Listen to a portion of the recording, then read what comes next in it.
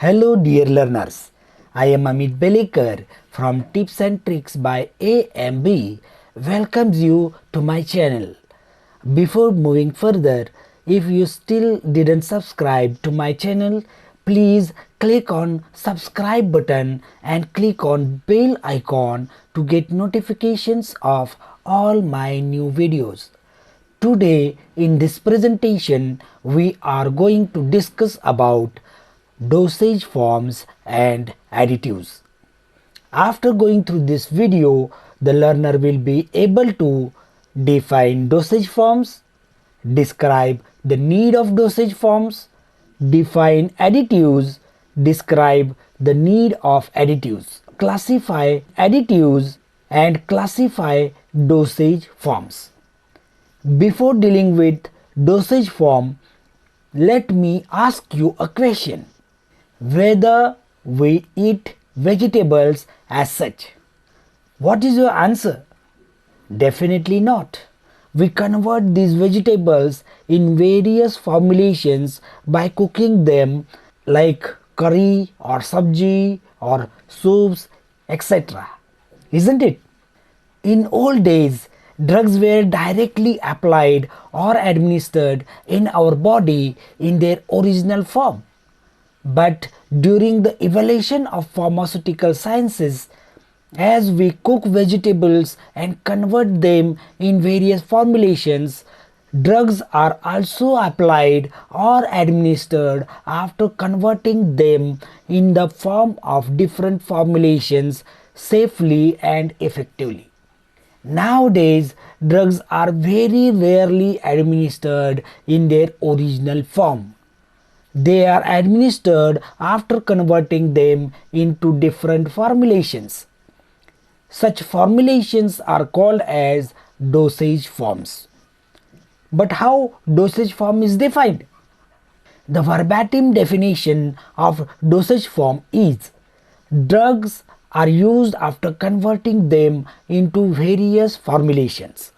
Each such formulation is called as dosage form.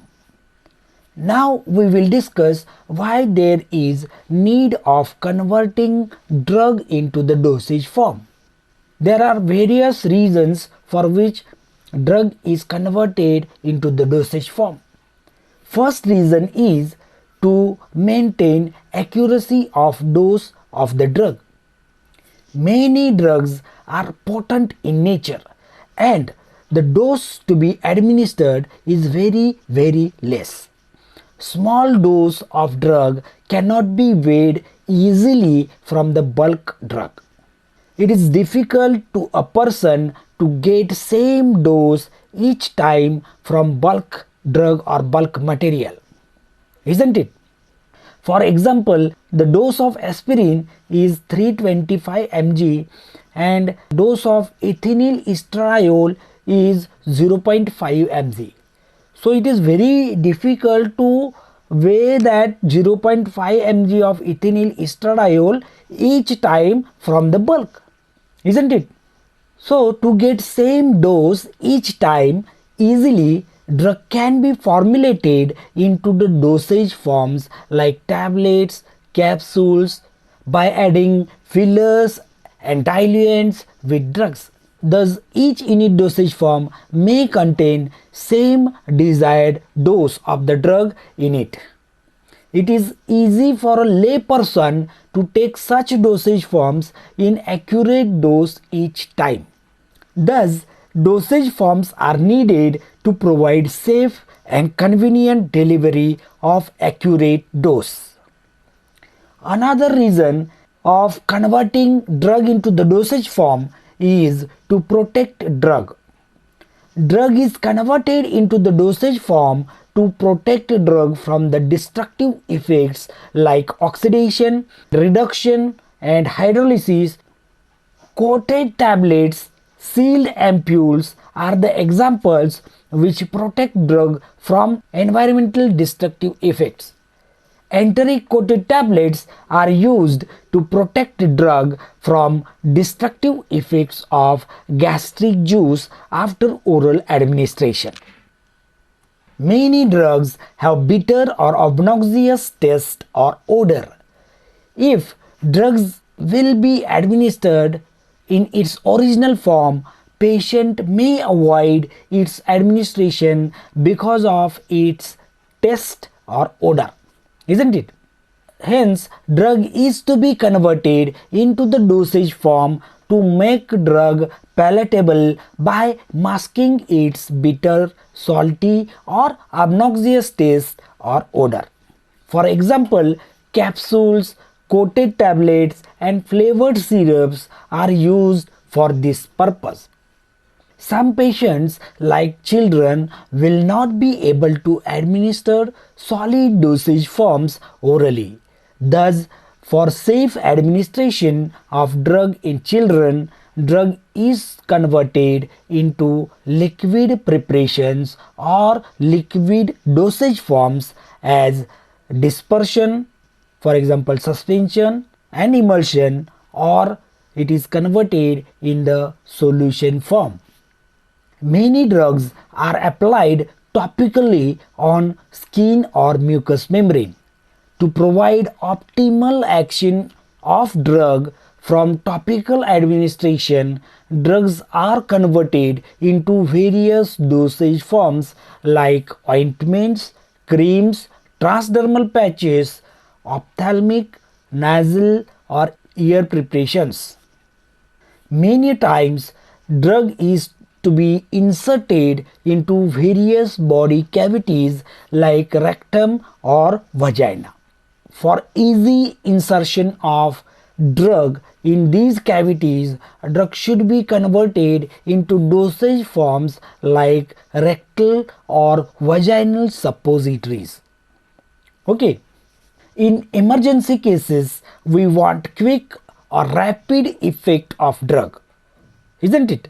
For achieving quick effect, drug should be injected into various body tissues or blood stream directly. To make drug safe by injecting into these routes, drugs should be converted into dosage forms like injections and implants, etc. In some conditions like asthma, we want effect of drug directly into the respiratory tract. To get optimal effect of drug through inhalation therapy, drug is converted into various dosage forms like inhalants or aerosols. Many times we have to control rate of release and site of release of drug to achieve its effect for long duration or at the desired site respectively. To control rate and site of release of drug, drug should be converted into dosage forms like various rate control tablets and capsules. Okay, so this is the need for dosage form. Now we will discuss what are additives. Let me ask you a question again. When we prepare a curry or sabji, whether only vegetables are used in the formulation? What is your answer? Definitely no, isn't it? Along with vegetables, we are using various ingredients like salt, spices, coconut, etc. for preparing curry or sabji, isn't it? Similarly, drug alone cannot be converted into the dosage form. It requires various other ingredients for this conversion. Thus, each dosage form contains an active ingredient and one or more non-drug or non-therapeutic ingredient. This non-drug ingredient present in dosage form is called as additive. Now, question arises why there is need of additives while formulating dosage forms. Before dealing with that, let me ask you one another question. Why we add various ingredients while cooking various items? what is your answer? We add salt and sugar for the taste, isn't it? We add spices for the flavor. We add corn flour to adjust the consistency. So each ingredient is added to serve a different purpose. Similarly, additives are added while formulating dosage forms to serve different purpose. First purpose is to give a unique and characteristic physical appearance to the dosage form. For example, additives give a specific shape and size to the dosage form. It also gives elegance or attractiveness to the dosage forms. Another reason is to improve stability of dosage form and continue its effectiveness throughout the shelf life. Additives give protection to the dosage form from decomposition. These also give protection from microbial contamination, from destructive effects of heat, light, and moisture. Additives are also added in the dosage form to make drug palatable and easy to administer. Thus, additives mask the unpleasant taste or odor of the drug and make it palatable. Now we will discuss about different types of additives which can be added in the dosage forms. Depending upon the use of drug in formulation or the reason for which it is used in the formulation, additives are of different types as form givers, or these are also called as form stabilizers. Second is form disintegrators. Third type is solvent or base or vehicle or diluent. Fourth type is the formulation stabilizers. Fifth type is organoleptic additives, and sixth type is manufacturing additives. We will discuss these types one by one. First, we are going to discuss about form givers or stabilizers. These are the additives which are added in the formulation to give it a definite physical form and stabilize the dosage form. Binders are used in tablet manufacturing to give shape to the tablet. Emulsifying agents and suspending agents are used to stabilize the formulation, that is emulsion and suspension respectively. Second type is form disintegrator. In some formulations, it is necessary to break the dosage form after administration to smaller particles so that drug will be available for absorption and action. Disintegrating agent is used in tablets to disintegrate tablet into the smaller particles after its administration. Okay. Next type is solvent or base or vehicle or diluents. All these are used to form bulk of the formulation and helps to give desired dimensions to formulation. Solvent is bulk liquid used in preparation of liquid formulations. Base is usually semi-solid in nature, used for preparation of ointments and pastes. Vehicle is either solid or liquid or semi-solid in nature, used to carry the drug. And diluent is the material added to increase the bulk of the formulation or decrease the concentration of the drug. Okay, now next we are discussing about formulation stabilizers.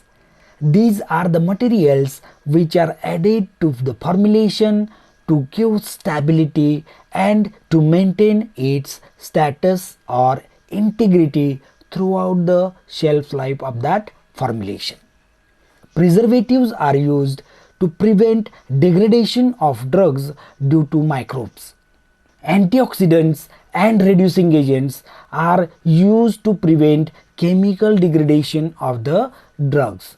So these are the examples of formulation stabilizers. Next type is organoleptic additives. These additives are used in the formulation to make formulation attractive or appealing and acceptable to human senses. So we can use coloring agents to give color to the formulation, flavoring agents to give flavor to the formulation, and sweetening agents to give sweet taste to the formulation and mask the obnoxious taste of the drug. Now, last type of additive is manufacturing additives. These additives are used in the formulation to facilitate the manufacturing process. That's why these are called as manufacturing additives. These additives reduce the chances of failure of manufacturing process. Glidants, lubricants, and anti-adhesive agents are used in granules before converting granules to the tablets. Okay, so these are the examples of manufacturing additives. Now we will discuss different types of dosage forms. Dosage forms are broadly classified into three forms depending upon physical form in which they are finally present. They are classified as solid dosage forms, liquid dosage forms, and semi-solid dosage forms. Solid dosage forms are the dosage forms which finally remain in solid state. These are most convenient dosage forms with respect to their handling, identification, and administration. These are available in unit dosage forms or in bulk form. So what is unit dosage form? They are available in single desired dose form. These are classified into different subclasses as powder, tablets, capsules, and pills. Powders are further subclassified into two subclasses, bulk powders and divided powders. Bulk powders are again subclassified into two subtypes, bulk powder for internal use and bulk powder for external use. While divided powders are subclassified into three subtypes as simple and compound powder for internal use, second is in the form of tablet triturates, and third form is enclosed in cachetes and capsules. Bulk powders for internal use are further subclassified into two subclasses, fine powders and granules, and bulk powder for external use is further subclassified into four subclasses, dusting powder, insufflation, snuffs, and tooth powder. Now we will discuss about liquid dosage forms. Liquid dosage forms are the pharmaceutical dosage forms which are available in liquid state. In these dosage forms, drug or medicament is either dissolved or suspended or dispersed in a liquid medium or vehicle.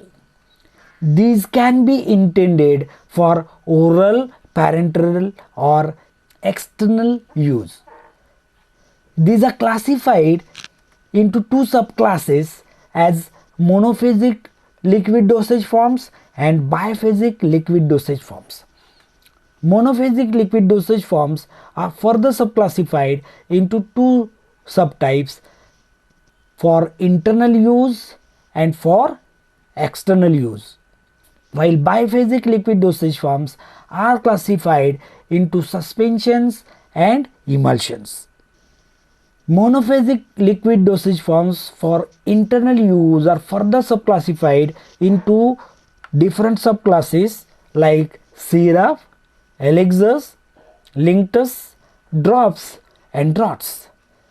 While monophasic liquid dosage forms for external use, these are further subclassified into monophasic liquid dosage forms used on skin and used inside body cavities. On skin, these are of two subtypes, liniments and lotions, while inside body cavities, these are further subclassified into different subtypes as gargles, throat paint, mouthwash, eye drops, eye lotions, ear drops, nasal drops, sprays, and inhalation. Now, semi-solid dosage forms. Semi-solid dosage forms are pharmaceutical dosage forms which remain finally in semi-solid form. These are meant mainly for external application to achieve either local effect or systemic effect. And these are classified into 5 subtypes as ointments, creams, pastes, gels, and jellies. Now it is time to summarize today's session. In this presentation, first we had discussed about dosage forms. Drugs are administered or applied after converting them into various formulations. Each such formulation is called as dosage form. Then we discussed that dosage forms are needed for various reasons like to maintain accuracy of dose, to protect drug, to make drug palatable, provide drug in various forms like liquid, inhalation, insertion, and to control drug action. Then we discussed about additives. Additives are non-drug ingredients used in formulation or dosage forms. They are mainly used to give unique characteristic to the dosage forms, to improve its stability and to make drug palatable. Then we had discussed different classes of additives as form givers, disintegrators, solvent base, vehicles and diluents, formulation stabilizers, organoleptic additives and manufacturing additives. Then we had discussed about classification of dosage forms, and dosage forms are classified into solid, liquid and semi-solid dosage forms. Thank you for listening me patiently. If you like this presentation, please click on subscribe button and bell icon to get notifications of all my new videos. Like it and share it to your dear ones. If you have any queries, you can write me in the comment or write me on my mail address which is given in the video. Thank you once again.